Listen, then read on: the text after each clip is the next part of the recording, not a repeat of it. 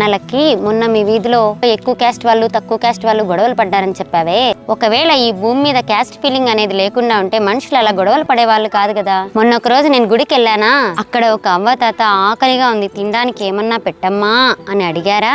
అసలు ఈ భూమి మీద పేదరికం అనేదే లేకుండా పోతే అందరికీ తిండి దొరికేది కదా. మీరు సరిగా చదువుకోలేదనుకోండి, మిమ్మల్ని చదివించడానికి మీ అమ్మా నాన్న కష్టపడుతున్నట్టే రేపొద్దున్నే మీరు కూడా మీ అమ్మా నాన్నల్లాగా కూలి పనులు చేసుకుంటూ కష్టపడాల్సి వస్తుంది.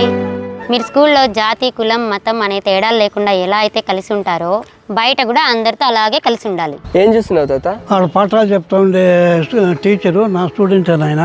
మీ స్టూడెంటా? పేదరికం గురించి, కష్టం గురించి, జాతి కులం మతం గురించి ఈ వయసులోనే చాలా చక్కగా చెప్తున్నారు తాత. అప్పట్లో నా విద్యార్థులకు నేను కూడా ఇలాగే మంచి విషయాలు చెప్పేవాడిని నాయన.